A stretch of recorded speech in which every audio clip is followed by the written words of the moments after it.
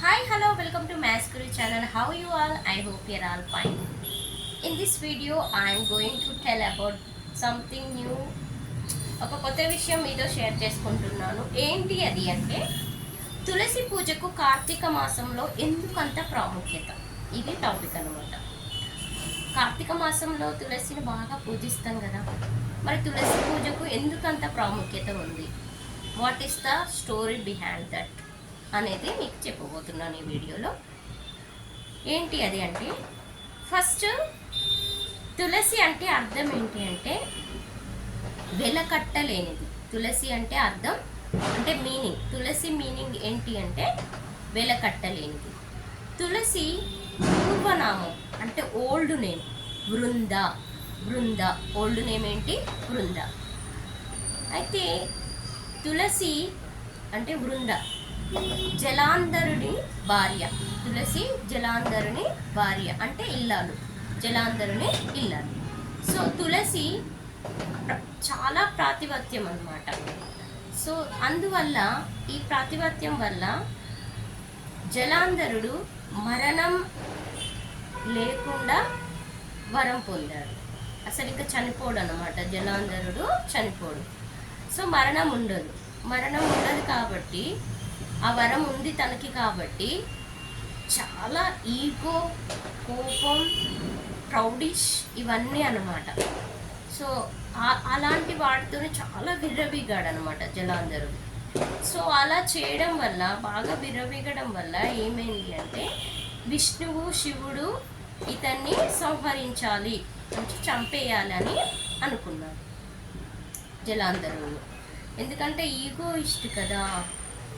So అలా ఉండకూడదు కాబట్టి ఇతన్ని చంపేయాలి అని వాళ్ళు డిసైడ్ అయ్యారు. ఎవరు? విష్ణువు, శివుడు డిసైడ్ అయ్యారు. మరి ఎలా? తనకి మరణం లేదు కదా, తనకు ఒక వరం ఉంది, మరణం లేని వరం ఉంది.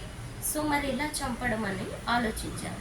అప్పుడు ఏం చేశారంటే విష్ణువు జలాంధరుని రూపంలో తులసి దగ్గరికి వచ్చాడనమాట.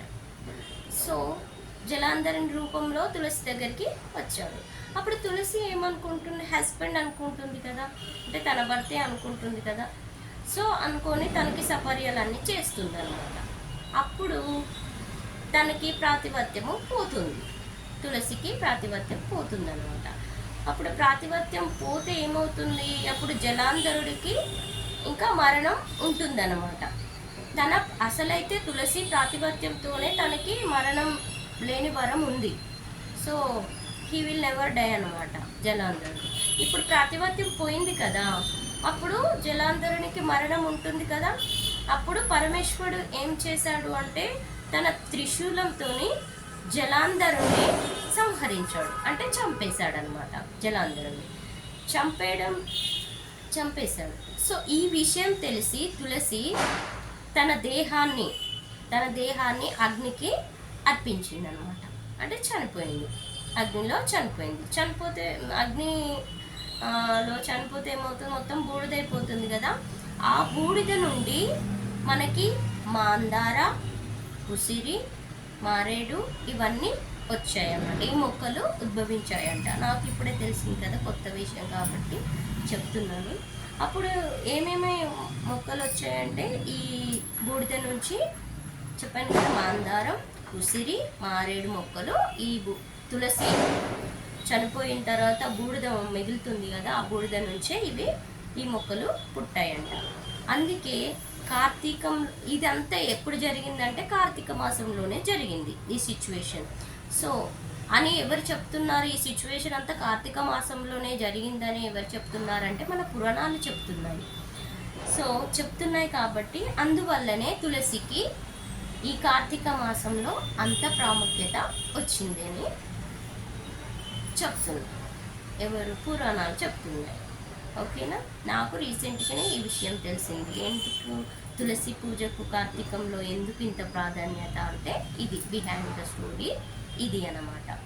సో మీకు ఎంతమందికి అయితే బిఫోర్ ఈ హిస్టరీ తెలీదో ఒకసారి కామెంట్ చేయండి. సో ఈ వీడియో ద్వారా మీకు తెలిసినట్టయితే ఐఎమ్ వెరీ హ్యాపీ. ఒక్కరికైనా తెలిస్తే. తెలియని విషయాలు తెలియజెప్తే అదొక హ్యాపీ అనమాట. నాకు ఇప్పుడే తెలిసింది కాబట్టి నేను ఈ విషయాన్ని మీతో షేర్ చేసుకున్నాను. నాకు ఎప్పుడు ఏది కొత్తగా నేను నేర్చుకుంటానో మీకు కూడా నేను షేర్ చేస్తాను. సో ఈ వీడియో మాత్రం మీకు నచ్చినట్టయితే లైక్ చేయండి, షేర్ చేయండి, కామెంట్ చేయండి. నెక్స్ట్ మరొక కొత్త విషయంతో మరొక వీడియోలో మీ ముందు ఉంటాను. Until then, watching my videos. Thank you. Have a nice day. Bye.